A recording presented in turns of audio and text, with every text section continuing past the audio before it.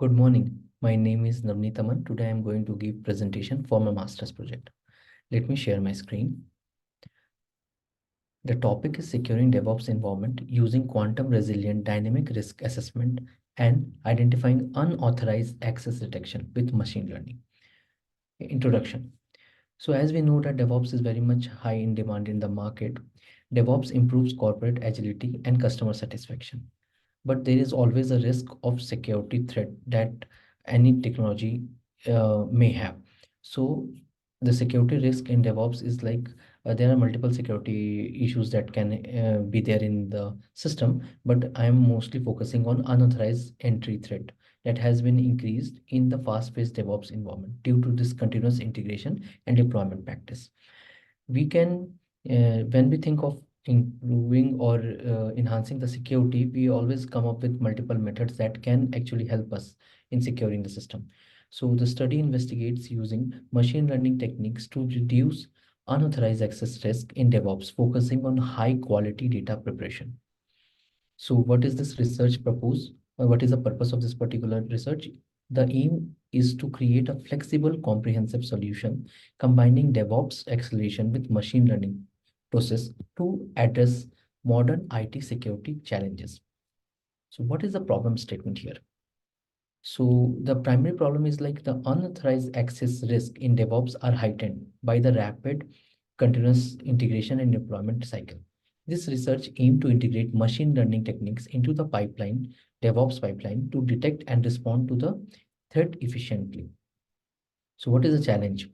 Developing a robust machine learning based security framework capable of offering real-time protection while seamlessly adapting to new threats, ensuring the efficiency. It's a important thing, and we need our paper is trying to do the same. We are trying to come up with different models and try to run with on a particular set of data to see which particular model is very much efficient in identifying the unauthorized access threat on the DevOps environment. So what is the aim and objective of this particular uh, project? The goal of this project is to use machine learning methodology to improve security of DevOps system with a focus on reducing the risk of unauthorized access. The project aimed to build a strong and adaptive cybersecurity framework by using the synergies between DevOps acceleration and fundamental machine learning procedures. So objective is to investigate and assess the effect of unauthorized access threat in DevOps setting, creating and deploying machine learning models like gradient boost, SVM, SGB, then random forest decision tree to detect and respond to unauthorized situations.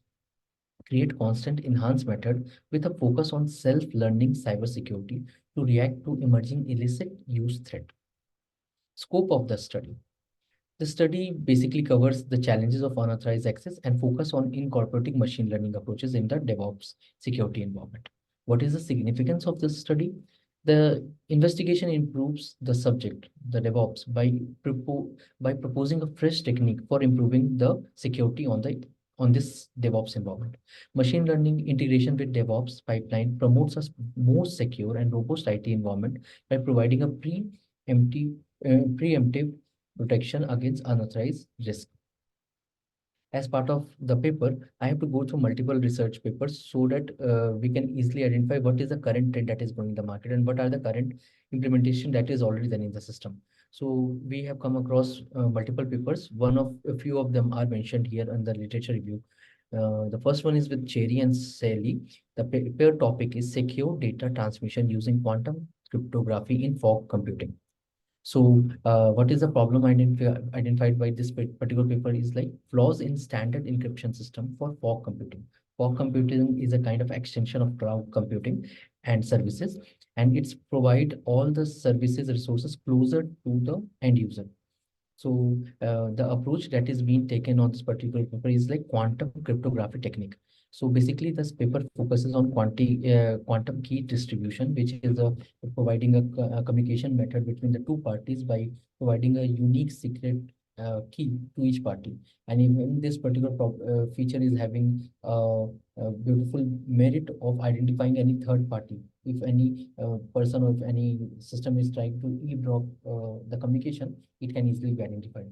So the paper mostly focuses on quantum superposition and quantum entanglement, and the result is enhanced data integrity and confidentiality. Similarly, I have referred multiple other papers of Yan Louis, even Tayyab Hassan and their teams. So there are so many papers that we have followed, and accordingly, we have come with our approach of implementing the cybersecurity on unauthorized access issue. So moving to the research methodology part. So what is this DevOps? DevOps is a combination of development and operations. It is a continuous process of planning, coding, building, testing, release, deployment, operation, monitoring. And this cycle will keep on going. As we can see, it's a loop kind of thing. So uh, we have to I understand this particular DevOps system, and we have to introduce the machine learning approach for data gathering, exploration, and validation to come up with a robust system which can actually enhance the security, and especially focusing on the unauthorized access.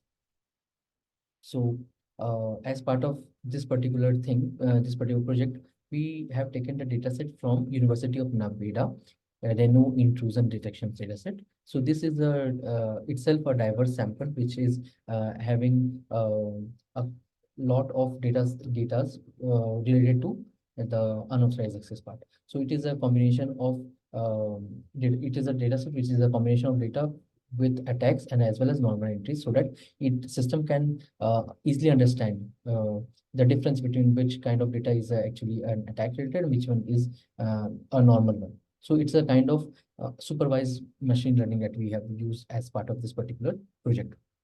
We do the proper cleaning and preparation of the data. We remove irrelevant features and split the data into training and testing sets using 80 to 20 split ratio to ensure that unbiased modeling evaluation. I mean, there should be an unbiased modeling evaluation to be done on the system. Then, as part of this particular project, we have used multiple models that we pass our data. So the different models that we use as part of this one are logistic regression, which is like fundamental and interpretable model for binary classification task. The strength is simple, it's a very simple approach, efficient and interpretable. Then we have also used KNN. KNN is like K nearest neighbor. It is a kind of neural network that captures non-linear relationship between the data. Then what is the strength of this particular KNN is like it will be computational efficient. It's work well with high dimensional data. Then we have also used gradient boosting. Gradient boosting is a model builds model sequentially to correct the errors of the previous model. So it's as we can understand, the strength of gradient boosting is like high predictive accuracy, handle complex relationship well. Then we have also used random forest, which is like multiple trees to builds multiple trees to reduce the overfitting and enhances the generalization concept. So the strength of this random forest is like it reduces the overfitting issue and even handle large data set. We also, as part of this particular process, we have used CAD boost as well as XGB models. So those are again, they are having different features, like some are good for the categorical data classification, some are good for processing the like reduces the task of pre-processing the data. So we have used 10 different models, and since these 10 models are passed by passed or analyzed by four metrics. So the four metrics that we have used are accuracy, F1 score, recall, and precision. So these are the four methods that we use to understand like how our model is performing. So moving to the quantum deep learning algorithm, in our study, we detail the quantum deep learning algorithm for securing DevOps environment, focusing on the key aspects such as data encoding, quantum neural network construction, training, and integration. Data encoding involves mapping classical data to quantum state using methods like amplitude and angle encoding. Quantum neural network, on the other hand, are constructed with unitary transformation and parallelized circuit in each layer. If I was asked about the training the model, so it involves forward propagation, measuring of quantum states, defining function laws, and upgrading parameter via gradient descent. So all the models that we pass, it will pass or analyze by the metrics such as accuracy, precision, recall, and F1 score. So if I talk in brief about the scores, so F1 score is a combination of precision and recall. Precision, 2 times precision into recall divided by precision plus recall is F1 score. So all the 4 components are coming from the confusion matrix, and we are utilizing the same for our purpose. Now moving to the next part, like I'm going to explain the complete workflow, how we are using the machine learning workflow. So as you can see, the figure says that quantum computing based DevOps environment using machine learning workflow. So it start with the DevOps acceleration, which is generally done by the DevOps accelerator like Kubernetes cluster, Amazon MSK, or Amazon SageMaker. Once DevOps acceleration is done, we do the machine learning fundamentals. Machine learning fundamentals include multiple processes like data collection techniques, data exploration, data validation, and data processing. Data collection is something that we already do with the help of like we are already get the data from UNRIDD, like from University of Nevada. So we skip this particular part of data collection and data collection technique, like we already put the data set from internet. We then do the data exploration. It's like identifying and defining all the variables of the data set. We can use graphs, box plot or maps. We also use libraries like matplotlib or seaborn for doing these two operations. Moving to the data validation method, it is like it will check the quality of data by splitting the data into training and training sets. So uh, it will give us a more detailed way, like about the, it will give us more detailed idea about the data and the variables that are included in this one. Then followed in this particular data validation, we can use uh, training and testing sets. We can use cross validation. We can use leave one out cross validation, leave one group out cross validation. There are multiple methods, but we mostly focus on the training and testing sets. Then the pre-processing. We use the methods like instance selection, normalization, one hot encoding, data transformation. These are the steps that, or methods that we use for data processing.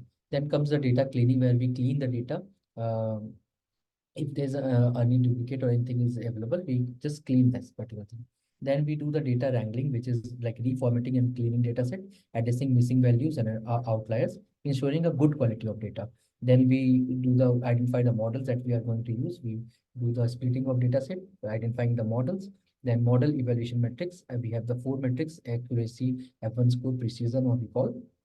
We select all the 10 models that we have, and then we will integrate it with DevOps pipeline and then continuous improvement. We keep on passing the data at a particular frequency so that we will train our system. So this is completely machine learning, supervised learning method that we are using. If we go to the detail one, like how we are actually doing this implementation in our project, so it starts with importing the libraries. When I talk about importing libraries, it means like libraries like Panda, Matplotlib, Seaborn, NumPy, Scikit-learn, or Quizzkit. So pandas are for like data cleaning and data manipulation thing. Matplotlib and Seaborn are for the maps, like the generation of maps or more advanced one. Then we can go for Seaborn one. Then NumPy for the Python logic thing. Skykit for the machine learning logics, as and Quizzkit for the quantum part.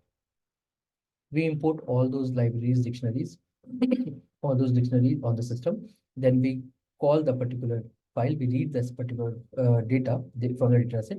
This is part of data exploration. Then we go for data visualization, means creating different maps to identify unique values so that it can easily be used for identifying the data, the type of data. Then we do the count label distribution, where we identify the data set, different columns. If we found that there are some column or some data which is of no use or have similar kind of value which cannot be produce much more effect on the result, we can filter out those things, anomalies, drop the unnecessary columns, and then identify the unique uh, column. So in the dataset, we have introduced one column called switch ID, which actually identifies whether it is a attack kind of record or it's a normal record. So this is the kind of data processing the data on the dataset. Then we again do the data visualization for detailed things. So it's just like for getting the heat maps, which gives the complete detail analysis of the uh, of the particular data, we can use again like seaborn, and then we split the data into X and Y format, splitting and training the data with train and test, and then evaluate different models. All the 10 models we will take one by one, and we will put it on a training set and run it at a frequency. We choose the best model and then save the best model, which can be used for identifying the DevOps. So this is the complete analysis that we have gone through. So uh, the main focus on the paper is on the data preparation. Like we have to focus on the data preparation and analyze the crucial stage in developing the machine learning models. If I talk about the key findings from the data exploration, so we found that data exploration helps us in feature selection, understanding data structure, and discovering multi-collinearity. So these are the things that we get from data exploration once we do the data exploration. With the help of data visualization, as already told, we can generate different graphs, and we can use those graphs to identify or understand the data distribution relationships between the different variables. Then after performing all the after passing the model with different metrics using the confusion metrics, so we come to know that XGB classifier is the best one, followed by the gradient boosting classifier and the CAT boost classifier. So these three classifiers are having superior accuracy, F1 score, recall, and precision. So X1 XGB classifier emerges as a top performer. Its consistency is very high across all the levels, all the data labels, and then the gradient boosting classifier and CAT boost classifier closely matches. It's very close. If I say the XGB classifier is 0.96, then a gradient boosting and CAT boost classifier are 0.95 and 0.94 in terms of accuracy. Random forest classifier and decision tree classifier perform well but slightly below. If I talk about models like logistic regression or SVC, those are poorly performing in terms of accuracy, and it's not good to use for identifying the unauthorized access. So this is a detailed page on all the models that we have and what is the result. So we can easily see that XGB classifier is having highest accuracy of 0.96, where logistic regression is having lowest accuracy of 0.40. And this is the, we check it for different uh, metrics and we identify. So this is the graph. You can see that y-axis on scores and x-axis on the models. And there are the different models, 10 models that we have used. You can see that XGB classifier, all the class models are defined here.